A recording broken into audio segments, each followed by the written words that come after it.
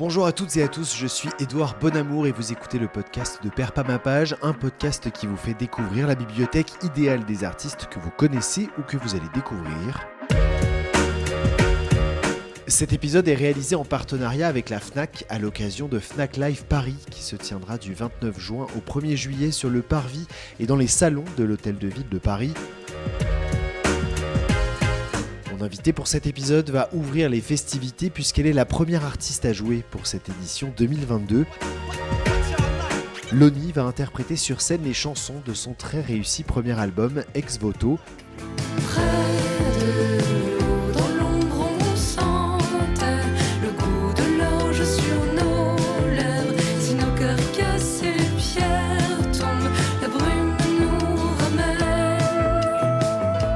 Chansons, 11 pépites folk à la française qui sont autant d'invitations à la contemplation. Il faut se laisser envoûter par la pureté de la voix de Loni et la douceur de ses textes. Avec justesse et beaucoup de sensibilité, Ex Voto parle d'amour, de chagrin aussi et de solitude et donne à toutes les situations traversées dans une vie une poésie folle. Alors c'est parti pour ce nouvel épisode, je vous souhaite une très bonne écoute.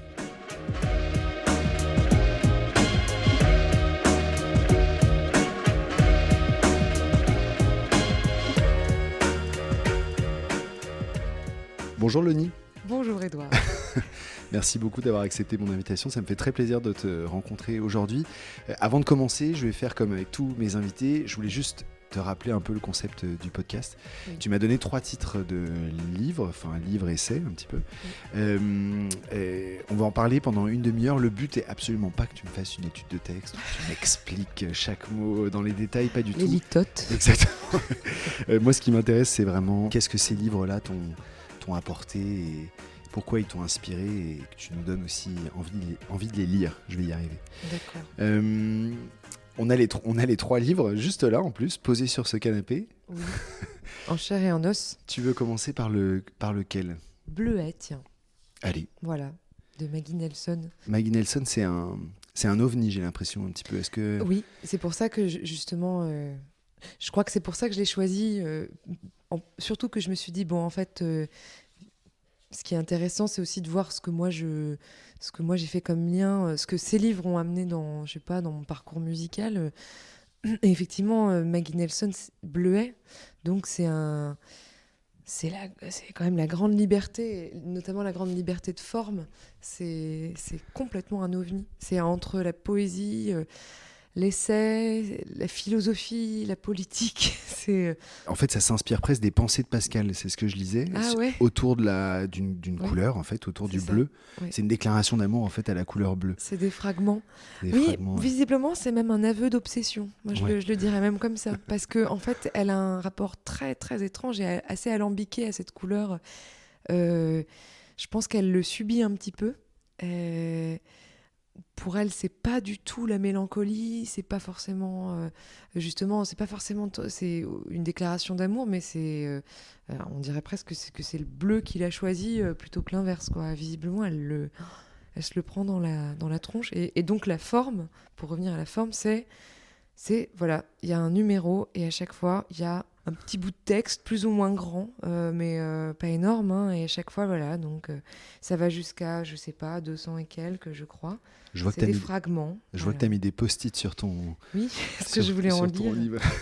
Je voulais en lire. Il y a le numéro 8, là que j'ai relu ce matin, j'ai oublié de mettre un post-it, mais qui raconte beaucoup tout ce qui va se passer.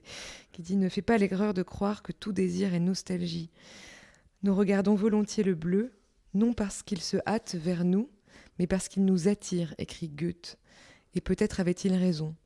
Ça ne m'intéresse pas la nostalgie d'un monde que j'habite déjà. Je ne veux pas non plus devenir nostalgique d'un objet bleu, ni, Dieu m'en préserve, de ce qui est bleu. Je désire surtout que tu cesses de me manquer. » J'ai pas l'impression qu'elle ait vraiment choisi d'écrire ce livre, quoi. Vraiment, ça sort d'elle. Et pourquoi ça t'a marqué alors à ce point-là ? Est-ce que c'est justement ce côté quelque chose qui s'impose à toi, une espèce d'évidence qu'il faut sortir de soi un petit peu, qu'il faut... Je sais pas vraiment si on choisit tellement la musique qu'on fait. C'est-à-dire, moi, je sais que dans mon parcours, à un moment, il a fallu que j'accepte que j'avais des obsessions Et c'est ça, moi, le grand rapport que je fais entre ce livre et ma musique. Je sais pas, t'es un peu présomptueux, mais ce que ce livre m'a autorisé, c'est l'obsession. Voilà. Et on a des obsessions quand on écrit, on revient sur des thèmes. Et moi, je sais que je me suis même pas vue aller dans ces obsessions. Dans l'album, il y a souvent la métaphore aquatique. Dans le ex voto, on me le ressort souvent. Et en fait, ce qui est fou, c'est que sur le moment, je me suis même pas vue. Ah, c'est vrai ? Je ne me suis pas vue. Tu t'es pas rendu compte de la cohérence un peu qu'il y avait dans... C'est à la fin, une fois que c'était masterisé et que j'ai commencé à le faire écouter aux copains qui m'ont dit mais qu'est-ce que t'as avec l'eau tout ça. Et je me suis dit ah merde, bah ouais. Bon. Et je lisais ce livre en même temps que j'écrivais le disque et je pense que vraiment le fait de tourner autour d'un thème, je crois que c'est une vraie preuve de peut-être d'honnêteté c'est la vraie preuve que quelque part c'est pas complètement tout ton être conscient qui est aux commandes. et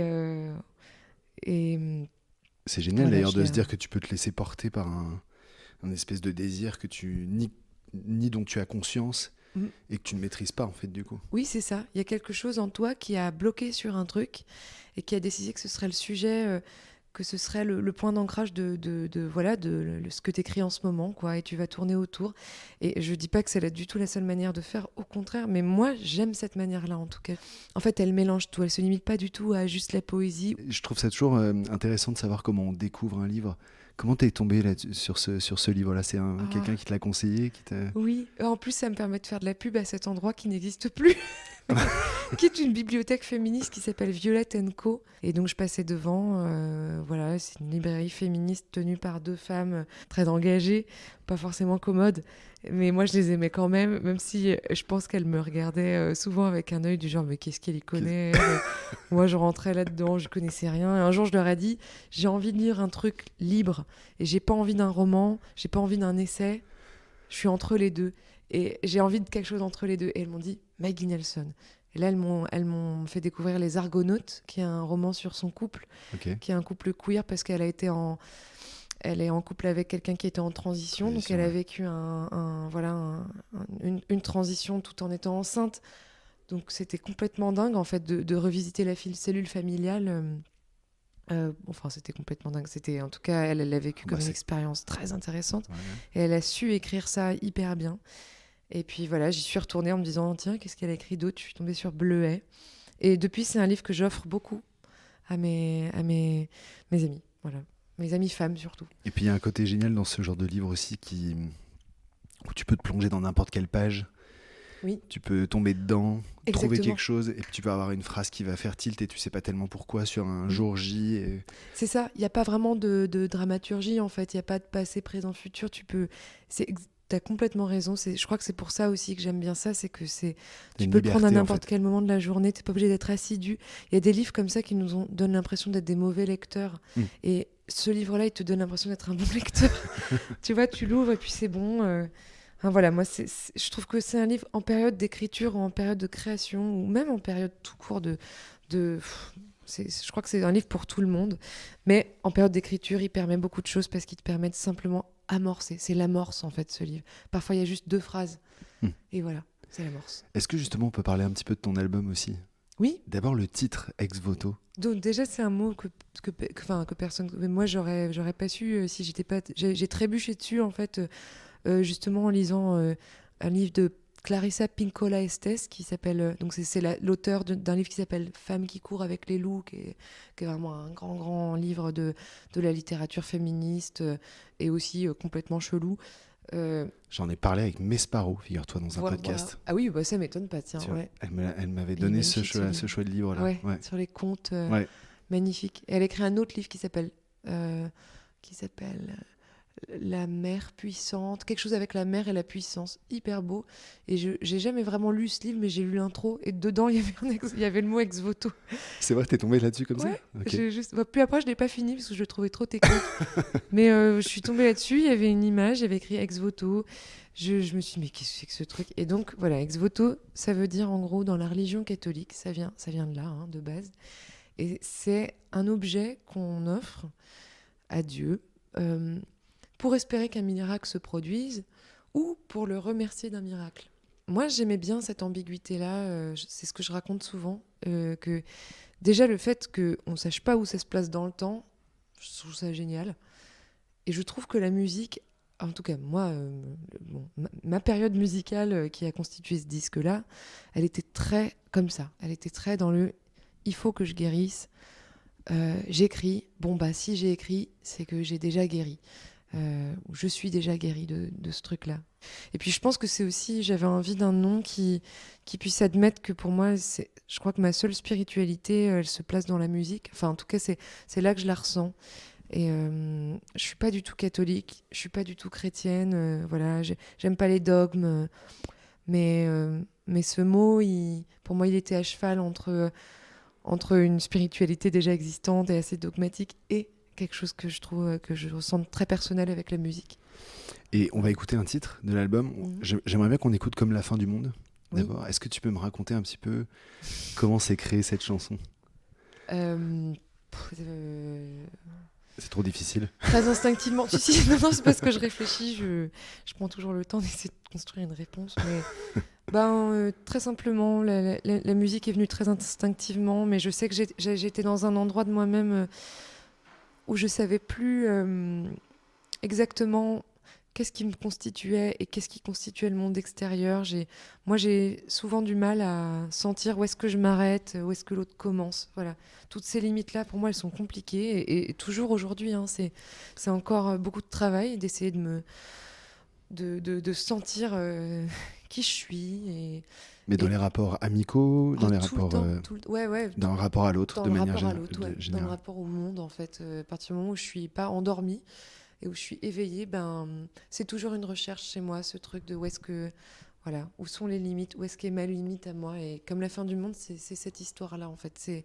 C'est vraiment une confession sur le fait que je sais. Et j'ai très peur de ne pas avoir une constitution propre. Voilà. C'est-à-dire tu sais, c'est la peur. En gros, c'est ce que je dis dans le dernier couplet, quand je dis que j'ai peur d'être que la moitié d'un cœur, c'est la terrible angoisse de ne plus se sentir soi-même, quoi. Je me livre complètement là. mais voilà, ouais. Et on écoute Comme la fin du monde. Tu vois, derrière la lune, le sable rouille, on voit du rouge qui coule sur l'écume.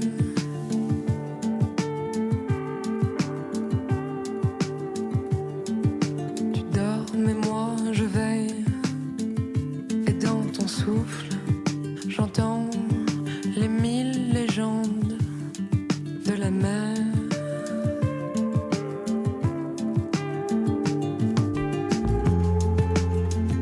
Tu me regardes et moi je me demande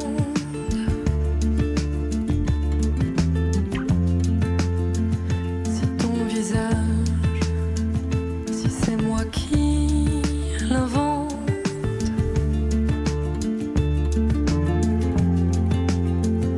Tu me regardes et sous mon ventre blanc, comme la fin du monde.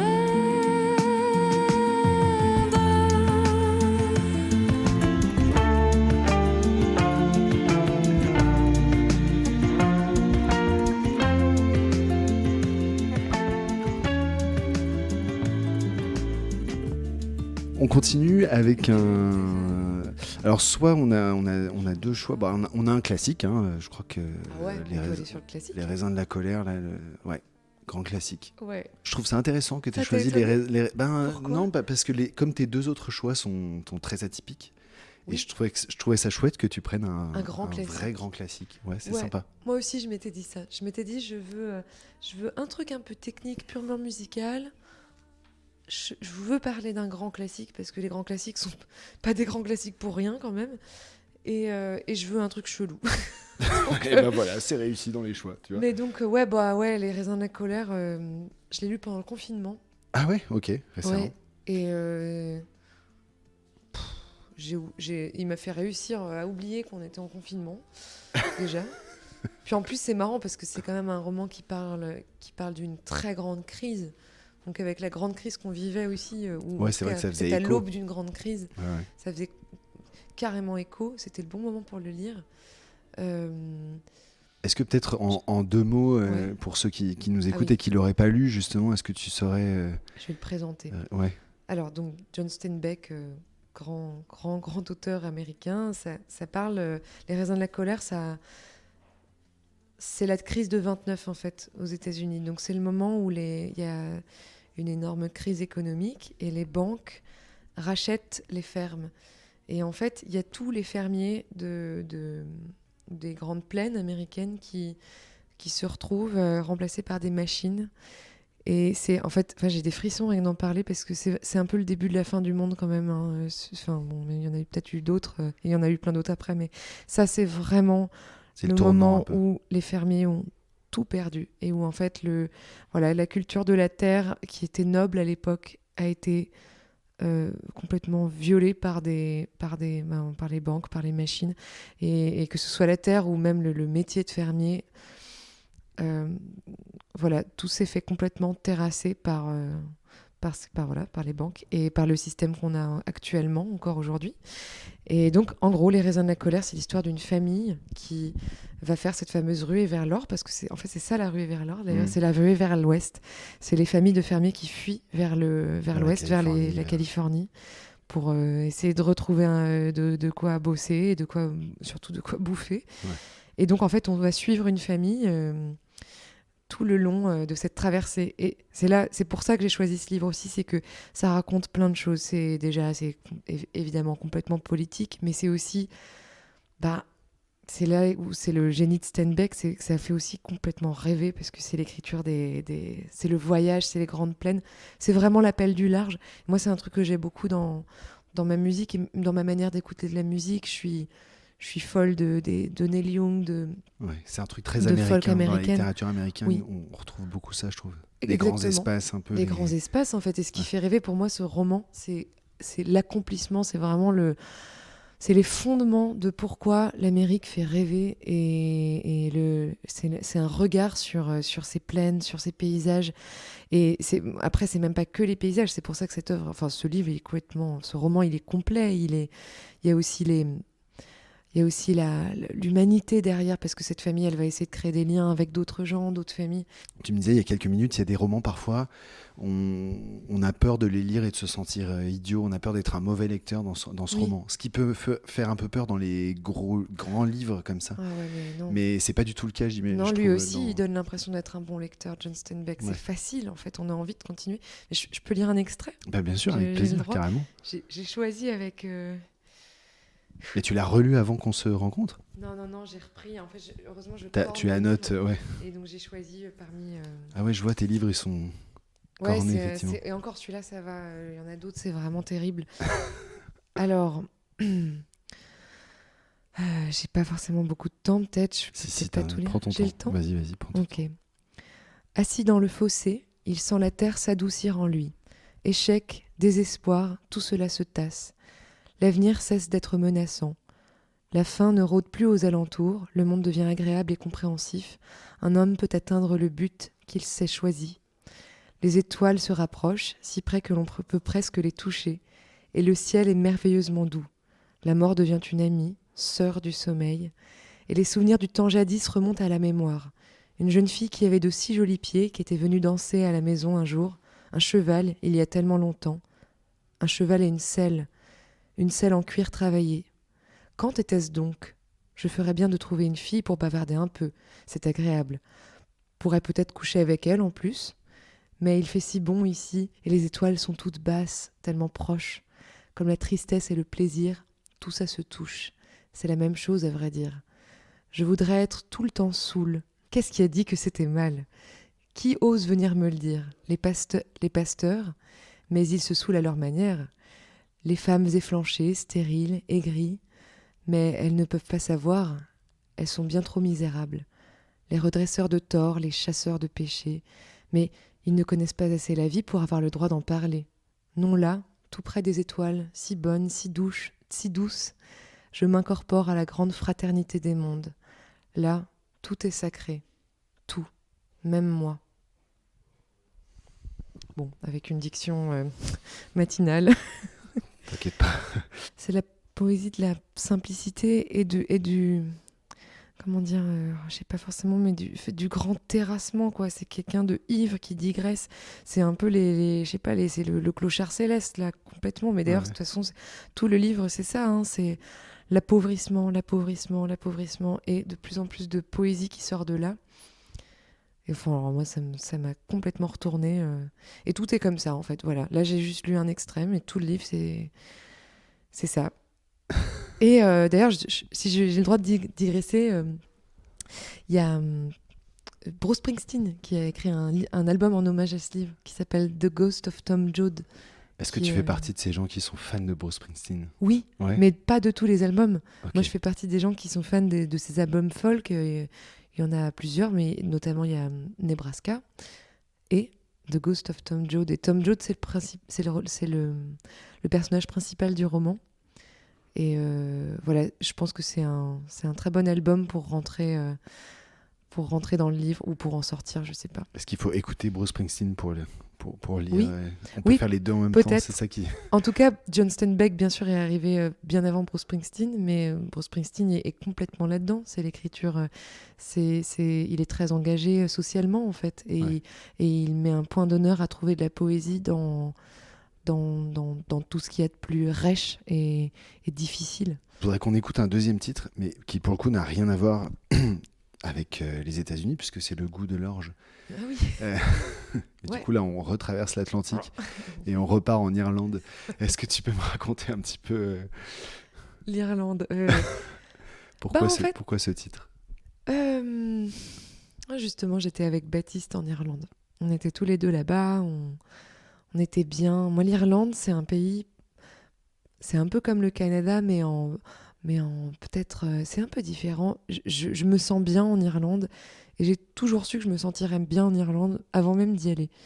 Alors après, est-ce que c'est juste bêtement parce que j'ai la peau très blanche, les yeux bleus, je me suis toujours un peu sentie irlandaise déjà physiquement, mais au-delà de ça quand même, il y a un truc dans l'Irlande où, tu vois, il fait froid, il pleut. C'est un peu difficile, comme c'est une météo compliquée, quoi. Tu vois, l'herbe, elle est comme ça, l'herbe, elle est horizontale, tellement il y a de vent. Tu vois, c'est quand même...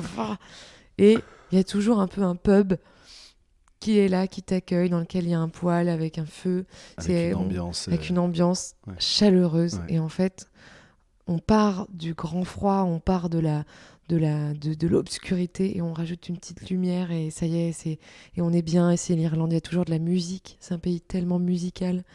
Et moi, je me sens bien. Et en fait, je crois que cette chanson, elle parle un peu des refuges qu'on se crée par projection dans sa tête. Et moi, je sais que, en fait, quand je me sens pas bien, je vais en Irlande dans ma tête.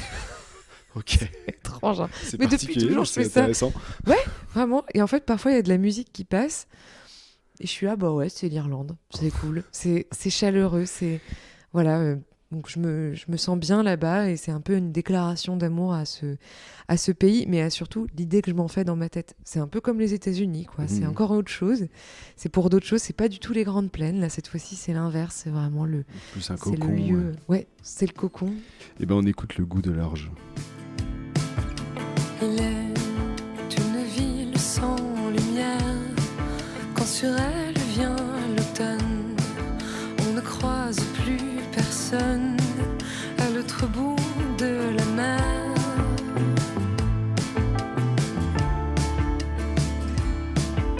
Là-bas, dans la nuit comme au matin, les hommes autour de la table se fabriquent des chagrins, chanter le bruit des vagues. Près de l'eau, dans l'ombre, on sentait le goût de l'orge sur nos lèvres. Si nos cœurs cassent et les pierres tombent, la brume nous ramène.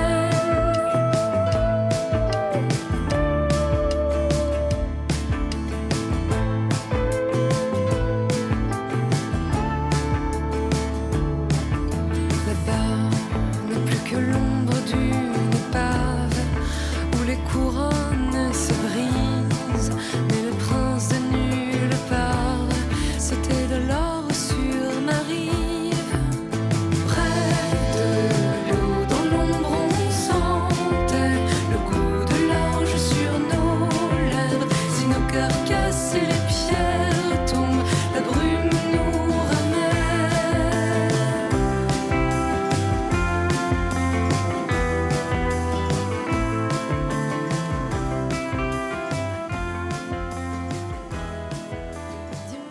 On passe au dernier ouvrage qui est un recueil en fait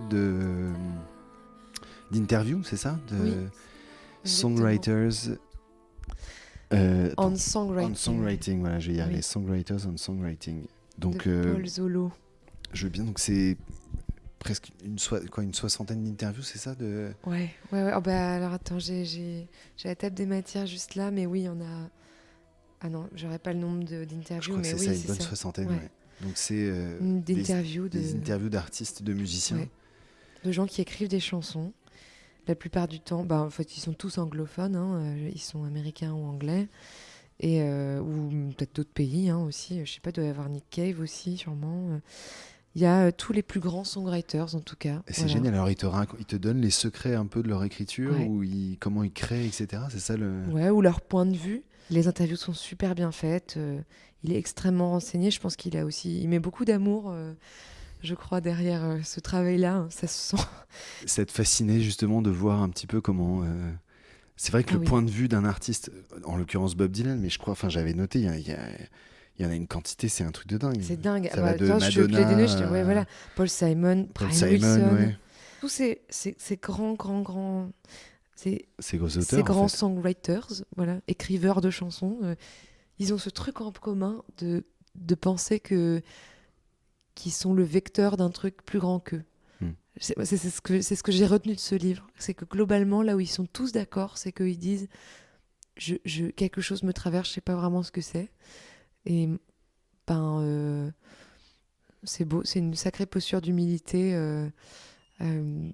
Voilà, le processus créatif des gens m'inspire énormément. Ouais. Peut-être plus que certaines expériences de vie.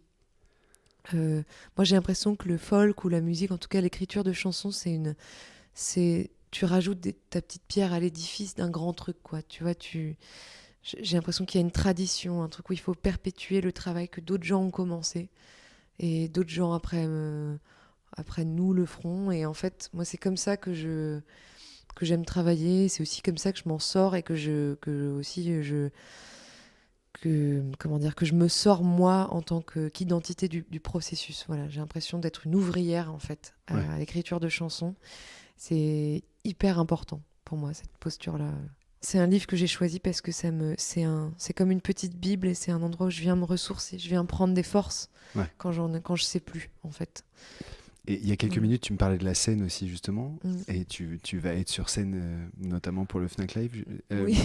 Tu vas ouvrir le festival en plus. Ouais, oui, c'est vrai. Oui. Bah, je te dis ça.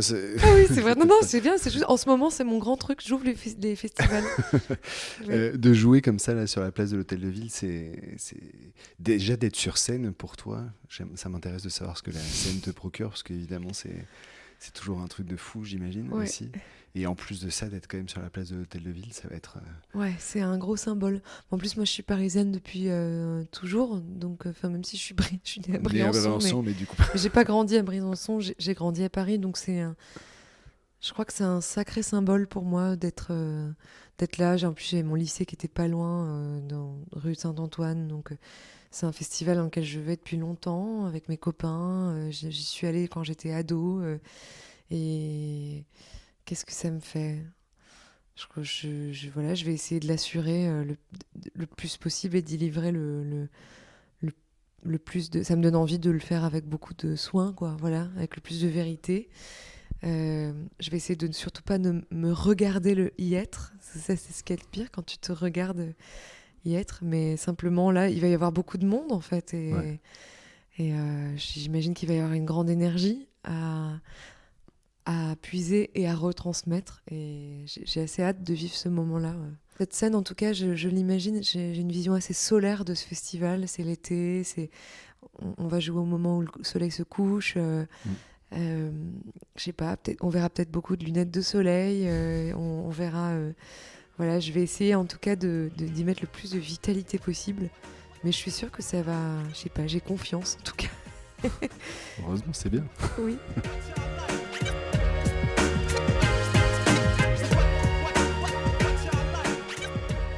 Je vais te faire un petit questionnaire de Proust. Ah ouais. Ok. Il faut que tu répondes un peu du tac au tac. Concentration maximale. Concentration maximale. Ok. Concentration, mais pas de pression. Non, pas de pression, mais vérité. Mais essayons d'être vrais. Loni, si tu étais une œuvre d'art, Pas une chanson. une chanson, est-ce que tu saurais me dire quelle Attends, chanson? non, pas une chanson. Une statue. Ah ouais? Ouais. Tu penses à une statue en particulier ou pas particulièrement? Pourquoi une statue, d'ailleurs? C'est beaucoup plus figé qu'une chanson. Ouais, parce que je trouve ma vérité à moi dans l'ancrage, en fait. Moi, c'est surtout ça. C'est là où j'arrive à enfin trouver la force pour dire la vérité. Il faut de l'ancrage et il faut du temps. Je suis lente. Donc il faut du temps, il faut de l'ancrage et il faut accepter une forme de mobilité. Voilà. Dès que je m'agite, ça marche plus. En tout cas, il n'y a plus d'œuvre d'art, quoi. Voilà, donc bon. Ou une statue. Une Ouais. statue. Et par contre, je sais pas laquelle. Je sais pas. C'est pas Quelque grave. chose de Ta romantique, statue à toi, peut-être. c'est ça qui... Ouais. L'endroit où tu préfères te réfugier. En ce moment, c'est chez moi, parce que j'ai une nouvelle maison. Et j'ai beaucoup... je travaille beaucoup pour qu'elle soit mon refuge, l'endroit où je préfère être. Voilà. Ta Madeleine de Proust imparable. Les noodles lyophilisés. C'est vrai. Oui, c'est vrai. ce que tu mangeais quand t'étais petite ou c'est parce Non, que c'est parce que pour moi, C'est c'est le un- voyage. En fait, quand j'étais petite et qu'on voyageait avec mes parents, je me souviens du jour où ma mère, on était dans un aéroport aux États-Unis et elle m'a dit: Bon, Louise, désolée, mais il n'y a que ça à manger. Et c'était donc des noodles dans lesquels il faut ajouter de l'eau Ouais. bouillante. Et c'était la magie quand j'étais petite, ça pour moi, parce que ça n'existait pas en France à l'époque. C'était un truc américain, quoi. Ces nouilles qui sont prêtes en 2 minutes et que tu peux manger direct Exactement, après. et que tu peux faire, et voilà. Et ça, et maintenant, on en trouve partout, mais à l'époque, c'était. Et je me souviens, j'en avais mangé à cet aéroport. Et ensuite, j'ai demandé à ma mère: est-ce qu'on peut en remanger? Elle m'a dit: bah non, il n'y en a pas en France. Et donc, du coup, je sais pas, à chaque fois que j'en vois, pour moi, c'est le symbole déjà du monde qui fait qu'on peut tout trouver partout, tu vois. Et peut-être le symbole que j'ai grandi aussi, pour pas dire vieillir, mais juste j'ai grandi. Je suis encore, j'ai même pas encore 30 ans, mais voilà, et du temps qui passe. Et ouais, chaque fois que j'en mange, je reviens à l'enfance. Ouais. J'adore, je m'attendais pas à ça, mais je trouve ça génial. La matière que tu as détesté étudier. Les maths, Ouais. je comprends pas. Moi, Les maths. je comprends que tu comprennes pas. Je comprends pas. En plus, j'ai l'impression qu'on attend que je comprenne, que tout le monde me surveille jusqu'à ce que je comprenne. C'est surtout la surveillance pour moi, Ouais. les maths. Quoi. Tu as compris? Puis moi, moi qui fais un peu semblant pour faire plaisir, en fait, je comprends pas. Donc j'ai 2. Non, les maths, c'était vraiment raide. Ouais. J'ai pas aimé. Ouais, je comprends. Si tu étais une ville. Allez, Amsterdam. Ok. Parce qu'il y a plein d'eau. On y revient toujours. C'est la flotte. Je sais pas décidément. pourquoi. Amsterdam. Bah, parce que c'est une ville géniale aussi, parce que c'est hyper agréable à vivre. Et que... Le Ouais. vélo, peut-être. Le vélo, la grosse galère pour les voitures. Ouais. Je sais pas, j'aime bien. Je sais pas, m'y suis sentie à ma place.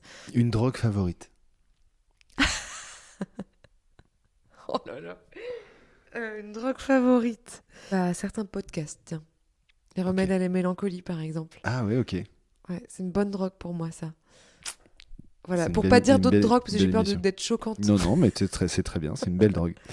Je suis déçu que t'aies pas dit le podcast de Perds pas ma page, mais bon, c'est comme ça. Qu'est-ce que tu veux que je te dise? Faire pas ma page aussi, j'aurais pu le dire. Non, mais tu vois, certains potes... Non, en fait, c'est une manière de te dire aussi que j'aime vraiment les podcasts. Le métier que tu aurais adoré faire. Psy. Ok. J'ai failli faire psy.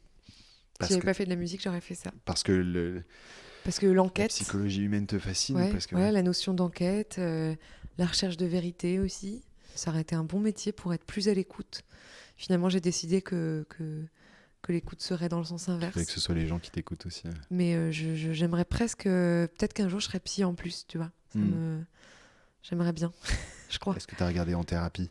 Bien sûr. Bien sûr, Et j'avais évidemment. même regardé la version américaine C'est pour vrai, ah histoire ouais. de faire ma snob in treatment. Ouais, il y a même une version israélienne pour les plus Moi, je snobs pensais que d'entre c'était nous. israélien, ouais, à l'origine. C'est À ça, non, l'origine, c'est israélien. ça. Moi, je suis snob niveau 2. Le niveau 3, c'est carrément Chacun son, ceux qu'on voit chacun son son niveau degré de snobisme. snobisme. Non, la version américaine était dingue et j'ai trouvé que la dernière était vraiment, vraiment réussie. Pour terminer plus légèrement, ta shame song favorite. Oh là là, alors en ce moment, c'est Do You Think I'm Sexy de Rod Stewart.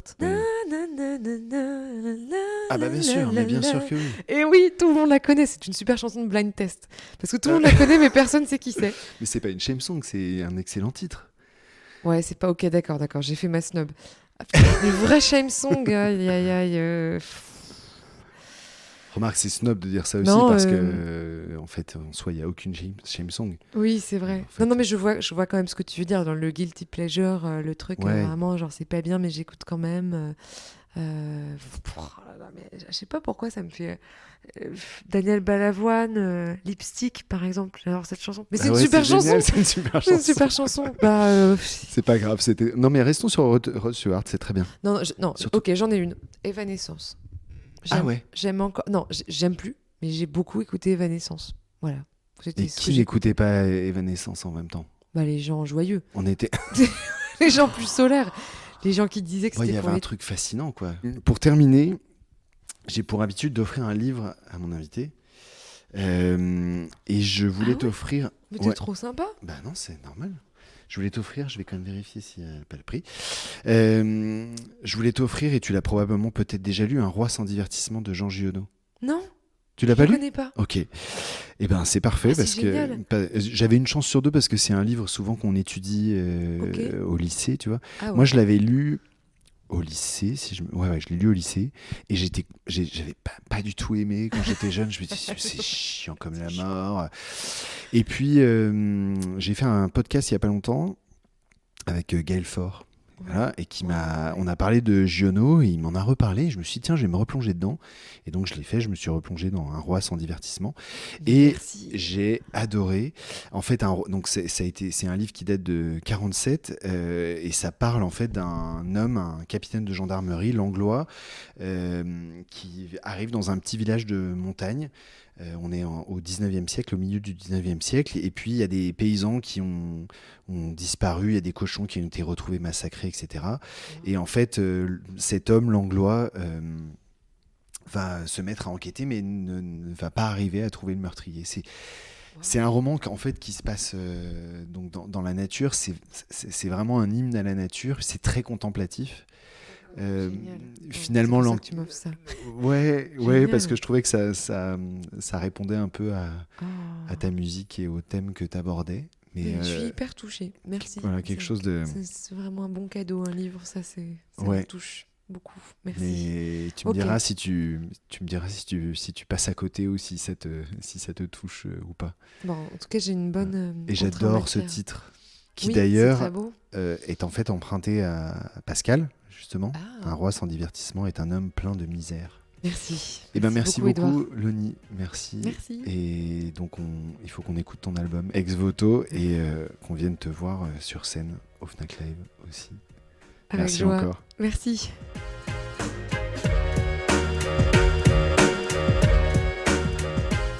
Merci à toutes et à tous d'avoir écouté cet épisode. Cet entretien, je vous le rappelle, a été réalisé en partenariat avec la Fnac dans le cadre du Fnac Live Paris qui se tient du 29 juin au 1er juillet sur le Parvis et dans les salons de l'Hôtel de Ville de Paris.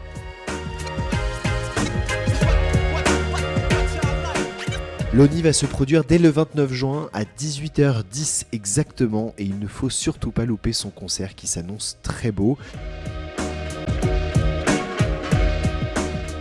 J'espère que cet échange vous a plu et surtout j'espère que ça vous a donné de super idées de lecture. Perds pas ma page est le podcast qui vous permet de découvrir la bibliothèque idéale d'un artiste. Le podcast est disponible toutes les semaines sur toutes les plateformes, alors n'oubliez pas de vous abonner sur votre plateforme d'écoute favorite pour ne louper aucun épisode.